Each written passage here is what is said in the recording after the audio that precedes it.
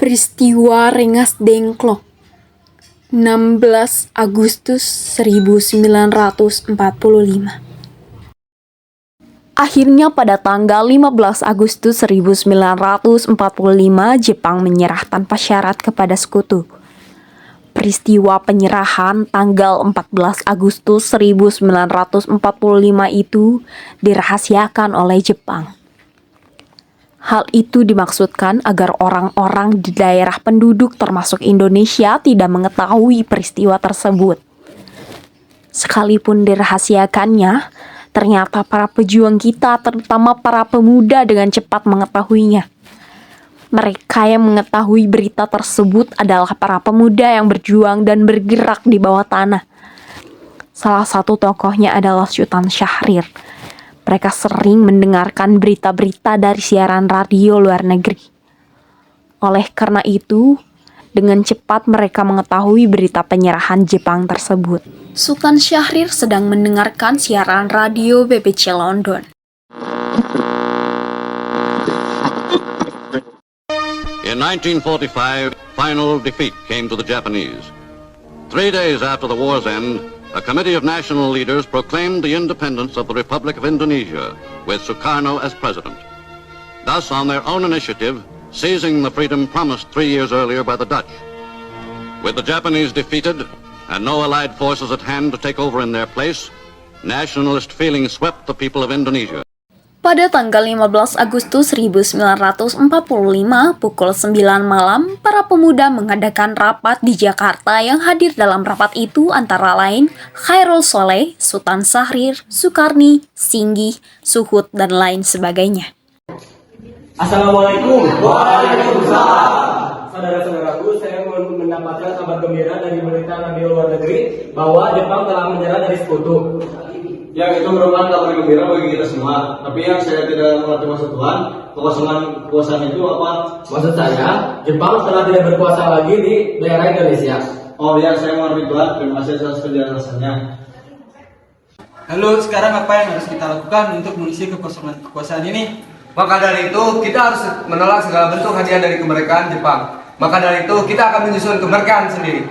Bung Darwis benar, kemerdekaan adalah hak dan persoalan rakyat yang harus diproklamasikan. Mari kita meminta kepada Insinyur Soekarno dan Bung Hatta agar segera memutuskan hubungan dengan Jepang.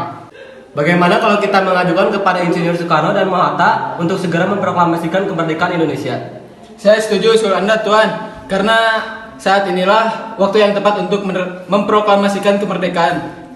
Tapi bagaimana jika Bung Karno dan Bung Hatta tidak setuju dengan semua ini? Mendengar yang dibicarakan Khairul Soleh, para pemuda ricuh. Mereka begitu gembiranya mendengar Indonesia akan memproklamasikan kemerdekaannya. Sepertinya mereka tidak sabar untuk membicarakan keinginan rakyat ini bersama Soekarno dan Muhammad Hatta. Khairul Soleh yang melihat sikap para pemuda tersebut, kemudian mencoba untuk menenangkan mereka. Tenang semua, tenang. Harap kalian duduk di kursi masing-masing. Bagaimana kalau rapat siang ini kita tutupkan sampai di sini dan kalian pulang ke kediaman kalian masing-masing dan menunggu Soekarno dan Hatta angkat suara. Baiklah kalau begitu, Bung. Kami pulang dulu. Sampai jumpa besok pagi. Terima kasih atas informasinya. Kalau semua sudah setuju, lebih baik kita besok pergi ke rumah Soekarno.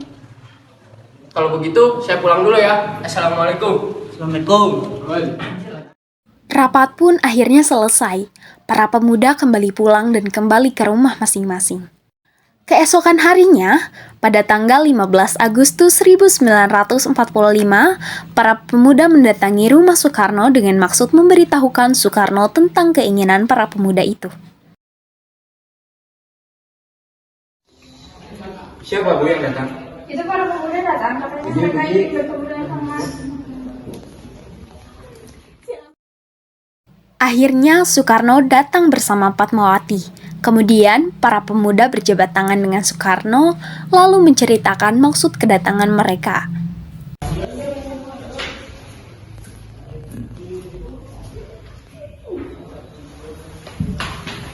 Saya dengar dari istri saya ada yang ingin kalian bicarakan. Memang apa yang ingin kalian bicarakan? Kami ingin membicarakan keinginan kami untuk segera memerdekakan Indonesia. Maksud kalian apa? Saya tidak mengerti. Maksud kami ingin memproklamasikan kemerdekaan secepatnya. Lalu, kenapa kalian ingin memproklamasikan kemerdekaan Indonesia? Karena ini adalah kesempatan yang baik untuk kita untuk segera memproklamasikan kemerdekaan Indonesia karena Jepang telah mundur dari sekutu. Apa kalian tidak memikirkan bahaya apa saja yang terjadi apabila kalian tetap nekat untuk memproklamasikan Indonesia?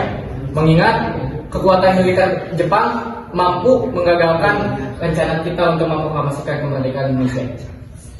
Yang jelas kami menginginkan kemerdekaan Indonesia ini secepatnya. Apa ini tidak terlalu tergesa-gesa? Sedangkan kabar berita mengenai menyerahnya Jepang kepada sekutu masih diragukan. Lebih baik kita cek dulu dari sumber yang resmi. Jadi usulan kami belum disetujui, tapi berita ini benar adanya. Nanti saja kita bicarakan lebih lanjut dengan anggota PPKI lainnya. Mengingat saya sendiri juga tidak bisa membuat keputusan sendiri. Ya sudah, kalau memang keputusan bukan seperti itu, apa boleh buat? Mungkin pembicaraan ini kami cukupkan sekian karena sudah malam. Maaf telah mengganggu waktu istirahat Anda, Bung. Tidak apa-apa, silakan.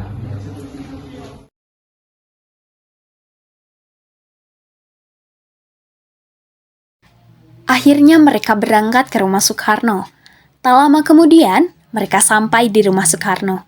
Yang kami kesini untuk mencari Soekarno. Apakah Soekarno-nya ada?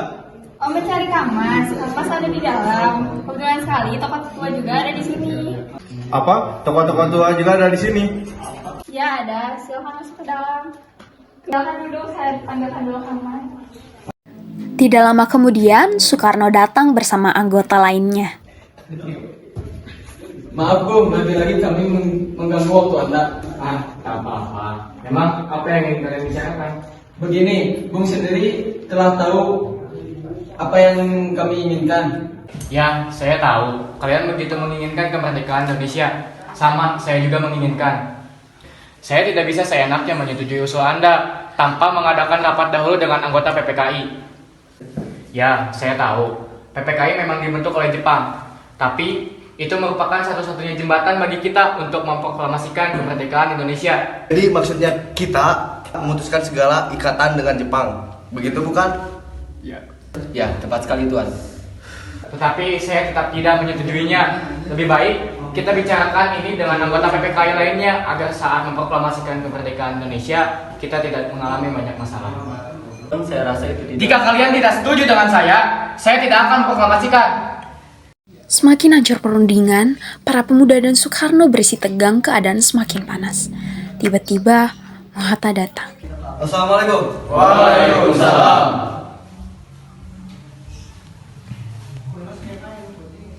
Ada apa para pemuda dan tokoh berkumpul di sini? Kami di sini sedang membicarakan keinginan para pemuda ini. Memangnya apa keinginan para pemuda ini? Saya dengar mereka ingin memproklamasikan kemerdekaan Indonesia. Ya, itu benar sekali. Namun, saya tidak menyetujuinya karena saya tidak bisa membuat keputusan sendiri. Kalau begitu, Bung, bagaimana kalau kita rundingkan dengan para tokoh tua? Ya, saya setuju. Lalu, bagaimana dengan para pemuda ini? Biarkan para pemuda itu duduk di serambi belakang. Baiklah. Pertemuan para golongan tua di rumah Insinyur Soekarno. Bagaimana ini? Para pemuda menuntut kita untuk segera memproklamasikan kemerdekaan Indonesia. Kita tidak boleh gegabah, Bu. Kita butuh waktu untuk memikirkan semua dengan matang agar tidak terjadi sesuatu yang tidak diinginkan. Saya setuju. Menurut saya yang terpenting adalah menghadapi semua sekutu yang menguasai negeri ini. Selain itu, kemerdekaan kita bicarakan di sidang PPKI 18 Agustus mendatang. Lalu bagaimana dengan pendapat golongan muda? Apakah kita abaikan saja? Mereka masih muda, pemikiran mereka terlalu pendek. Kita harus melihat ke depan, mempersiapkan semua dengan matang. Jika tidak, bagaimana semuanya akan berantakan? Baiklah, Bung. Berarti kita sudah sepakat. Ya sudah, kita hampiri para pemuda itu. Pukul 12 malam menjelang tanggal 16 Agustus 1945, para pemuda mengadakan rapat di Cikini. Sekarang apa yang harus kita lakukan? Soekarno dan Muhammad Hatta tidak menyetujui usul kita, apalagi mereka tidak percaya dengan berita itu. Begini saja, saya mengusulkan agar Bung Karno dan Mohatta kita asingkan saja keluar Jakarta agar tidak terpengaruh dari Jepang. Apakah kalian setuju usul saya? Rapat antara golongan muda berlangsung.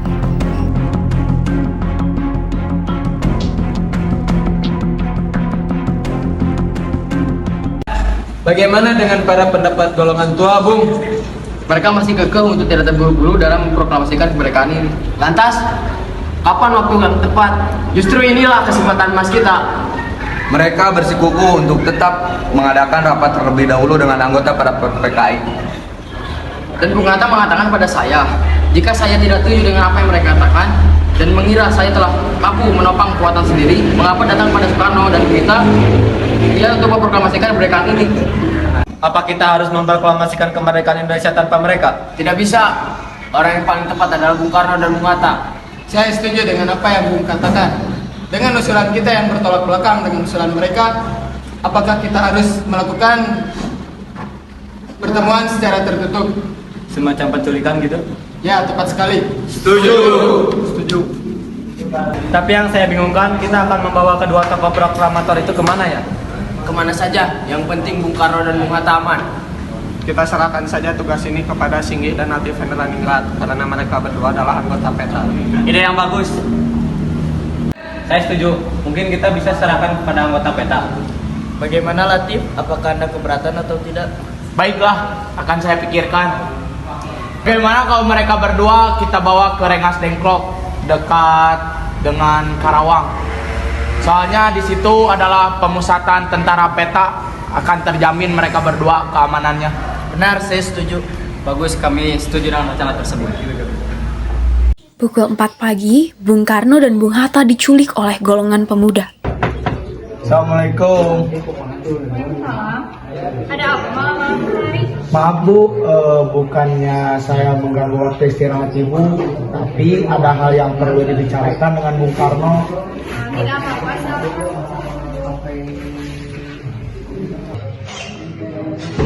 Silakan duduk. Ya sudah, saya panggilkan dulu Kang Mas. Kebetulan sini juga ada Bung Hatta. Ya baik Bu, silahkan. Maaf Kang Mas, ada tamu. Oh, ya, baik. Assalamualaikum Bung. Waalaikumsalam. Silahkan dulu. Baik, Bung. Katanya kalian ingin membicarakan hal penting dengan saya. Memang ada hal penting apa? Bung, sebelumnya kami diutus untuk membawa Bung Hatta dan Bung Karno ke luar kota. Mau dibawa pergi kemana? Ke Karawang Bung, Memang kenapa harus pergi ke Karawang?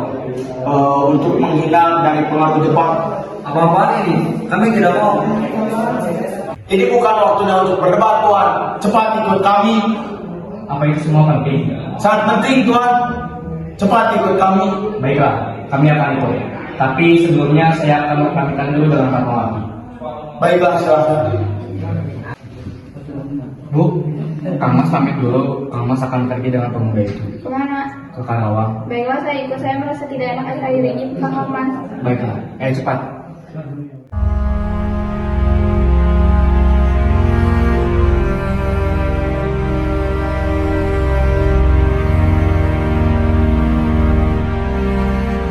Akhirnya mereka meninggalkan rumah Soekarno dan langsung menuju ke Rengas Dengklok di Karawang.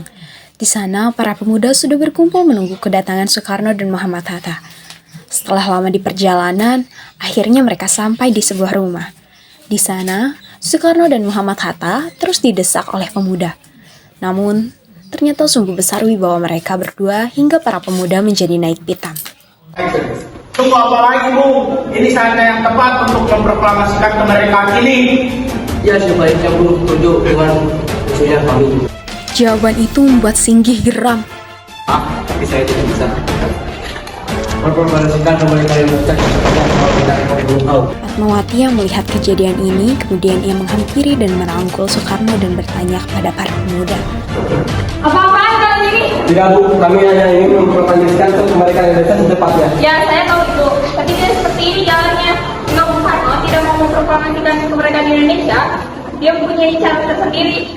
Lalu dengan cara bagaimana? Padahal keputusan ada di tangan kedua pemimpin tersebut. Ya, dengan menyelesaikan masalah dengan tidak dengan emosi.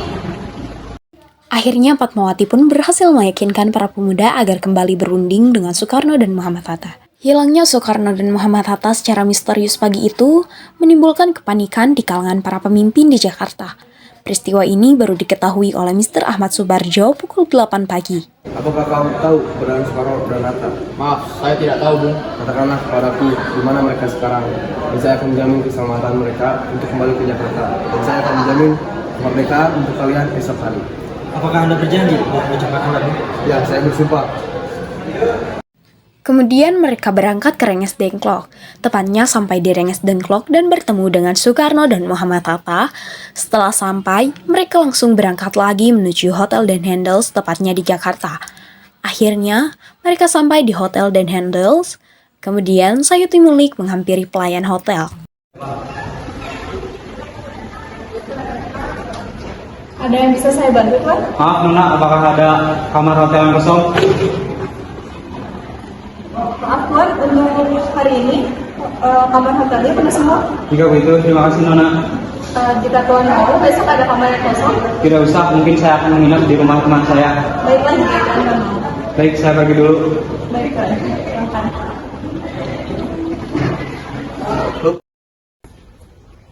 Kamarnya penuh, bagaimana ini? Bagaimana kalau kita ke rumah Laksamana Maeda? Dia teman karib saya.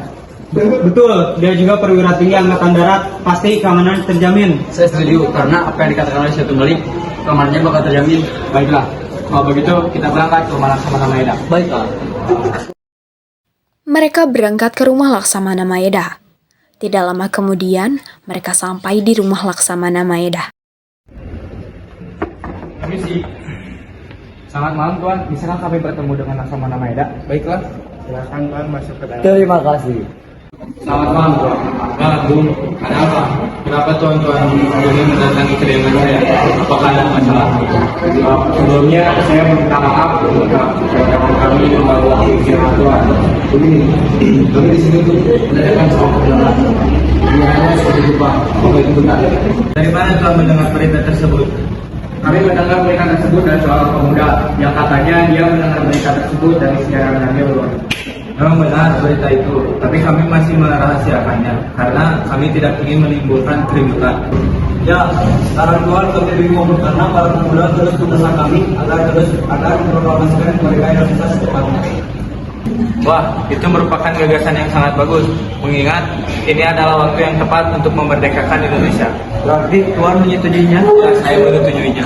Begini, kalau Maeda mengizinkan, bolehkah kami untuk menginap di rumah Anda? Ya, boleh. Memangnya untuk apa? Kami telah sepakat, apabila berita itu benar, kami akan segera memproklamasikan kemerdekaan Indonesia. Rencananya, kami akan memproklamasikan besok pagi. Tidak, saya sama sekali tidak keberatan. Lalu persiapan apa yang kita harus siapkan? Rencananya kami akan membuat teks proklamasi kemerdekaan Indonesia. Ya sudah, ayo kita renungkan di ruang makan. Kemudian pukul 9:30 malam, Soekarno dan Muhammad Hatta berangkat ke rumah Mayor Jenderal Nishimura disertai Maeda. Kami ingin meneruskan rapat dari tadi pagi yang sempat tidak terlaksana mengenai kemerdekaan Indonesia. Mulai pukul 1 siang tadi, kami tidak boleh lagi mengubah status QO.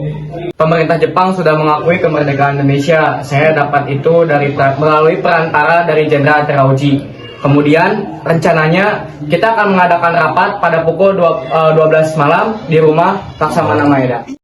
Rapat itu berlangsung tadi pagi akan dibantu, tetapi setelah setengah hari kami harus tunduk kepada pemerintah sekutu. Perundingan dengan Nishimura menemui jalan buntu.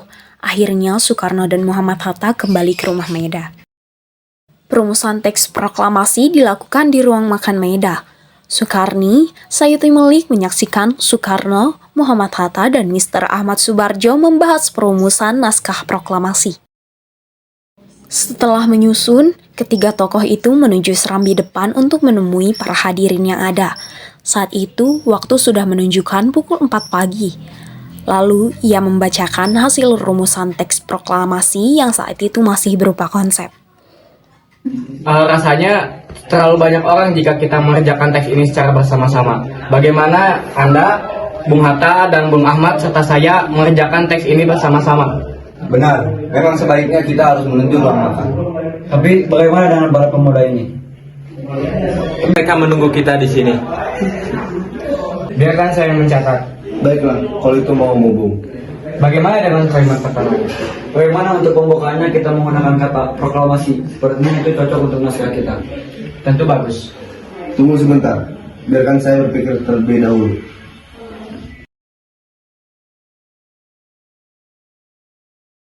Ya, saya tahu. Kami bangsa Indonesia dengan ini menyatakan kemerdekaan Indonesia. Itu bagus, karena naskah ini menceritakan kemerdekaan Indonesia. Itu kan pembukaannya. Lalu bagaimana dengan isinya? Saya sudah berpikir bagaimana jika dengan hal-hal yang mengenai pemindahan dan lain-lain dilaksanakan dengan seksama dan tempo yang singkat-singkatnya. Baiklah, itu sudah selesai. Ini hasilnya. Bagaimana naskahnya sudah selesai, Bung? Sudah, akan saya bacakan. Proklamasi. Kami, bangsa Indonesia, dengan ini kemerdekaan Indonesia. Hal-hal yang mengenai pemindahan kekuasaan dan lain-lain dilaksanakan dengan cara seksama dan dalam tempo yang sesingkat-singkatnya. Mungkin ada yang ingin menambahkan? Ada, Bung. Ada sedikit kata-kata yang janggal dan perlu diperbaiki. Apa yang harus diubah? Konsep yang telah saudara-saudara sampaikan ada beberapa keganjilan, yaitu kata tempo bisa diganti kata tempo. Baik, saya terima. Lalu? Begitu pula dalam tulisan di Jakarta 170845. Sepertinya akan menjadi lebih jelas jika diubah menjadi Jakarta tanggal 17 bulan 8 tahun 45. Ide bagus, ada lagi? Satu lagi, kalimat wakil-wakil bangsa Indonesia baiknya diganti menjadi atas nama bangsa Indonesia. Akhirnya mereka merundingkan kembali naskah tersebut bersama para pemuda. Kemudian mereka melakukan sedikit perubahan pada naskah proklamasi itu. Setelah selesai melakukan sedikit perubahan, kemudian Soekarno menyuruh Sayuti Melik mengetik naskah proklamasi. Maaf, apakah Sayuti Melik bisa mengetik naskah ini dengan semua perubahan-perubahannya? Dengan senang hati. Baiklah, tolong ketik naskah ini dengan cepat. Baiklah. Sayuti Melik pun mengetik naskah proklamasi.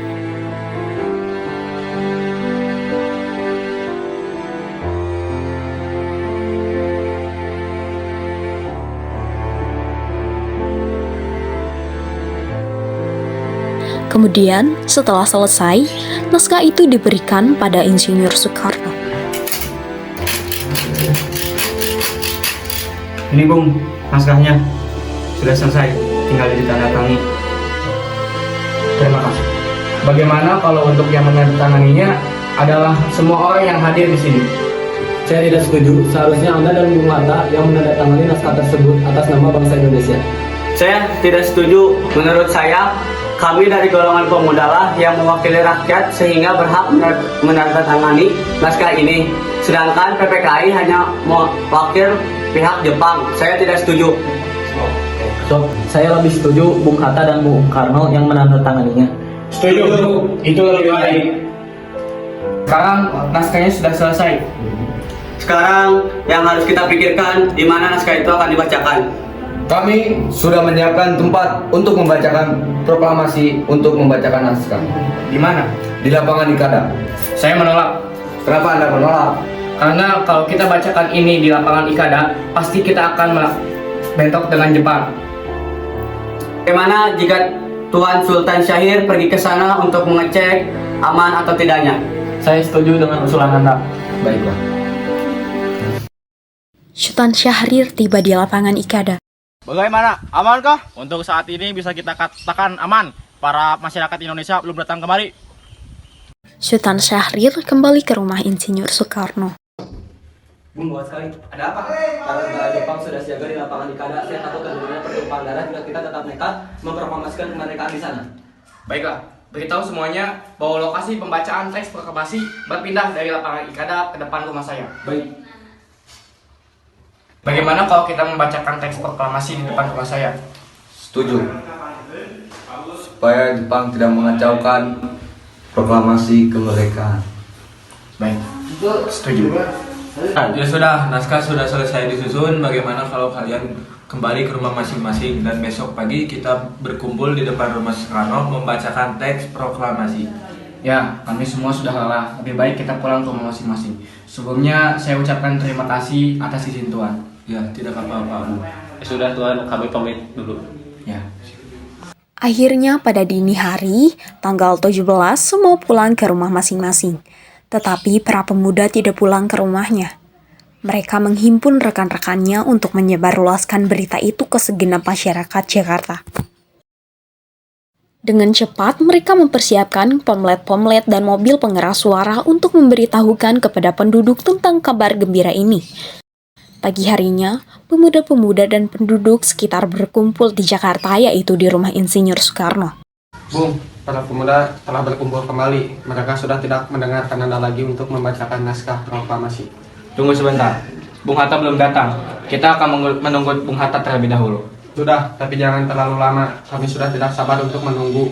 Sebentar lagi kan pukul 10. Baiklah. Suhut, Muardi, Bentaran, Subianto, Wilopo, dan Sudiano tiba-tiba datang. Bapu, apakah kita akan melakukan pengibaran bendera merah putih? Sangat wajib. Itu merupakan simbol bahwa kita telah merdeka. Lantas, bagaimana dengan benderanya, Bung? Ya sudah, saya akan mengurus benderanya. Saya akan menyuruh Fatmawati untuk menjahit benderanya sekarang juga. Ya sudah, kalau begitu saya mencari tiang bambunya. Saya permisi dulu. Oh ya Bung, apakah proklamasi sudah bisa dibacakan? Sudah, kalian tenang saja. Berarti bisa dibilang kita sudah merdeka, Bung. Ya, bisa dibilang begitu. Kalau begitu, saya pamit dulu Bu. Ya, silakan. Muardi, tolong panggilkan Fatmawati kemari. Baik, Bu. Sesaat kemudian, Fatmawati datang. Oh iya Pak, apakah Bapak sudah mempersiapkan rencana proklamasi untuk besok? Kita akan melaksanakan upacara bendera yang nantinya akan diiringi dengan lagu Indonesia Raya karya Bung Supratman. Kita belum punya bendera Pak, lantas bagaimana? Astagfirullah, Bapak sampai lupa. Bagaimana kalau ibu saja yang menjahit benderanya? Tapi tidak main Pak, yang ada hanya kain merah putih apa tidak apa-apa. Tentu saja, buatlah bendera yang sederhana. Yang penting kita sudah berusaha untuk menyediakannya. Baiklah Pak. Kemudian, Fatmawati menjahit bendera tersebut dengan tangannya.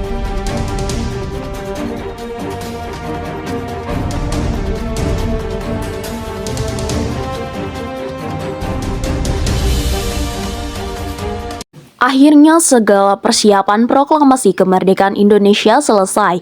Bendera sudah dijahit. Tak lama kemudian, Soekarno membacakan pidatonya.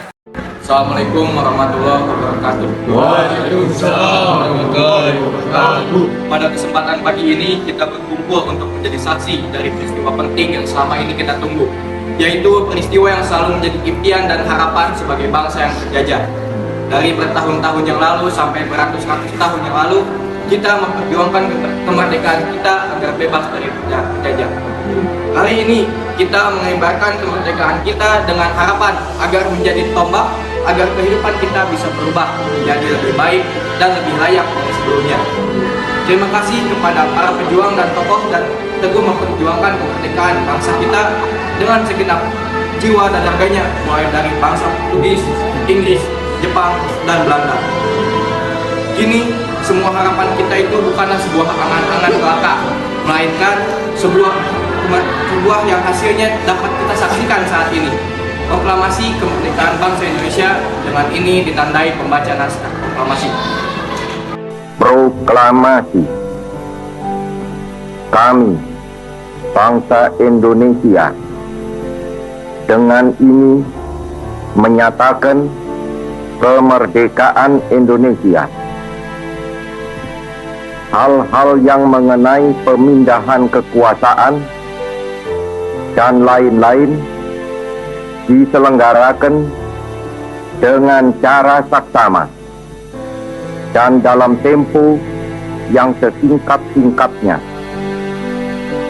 Jakarta, 17 Agustus 1945, atas nama bangsa Indonesia, Soekarno, Hatta. Demikianlah naskah proklamasi ini sebagai tanda bahwa kita bangsa Indonesia yang telah merdeka. Merdeka! Merdeka! Merdeka! Merdeka! Merdeka! Merdeka!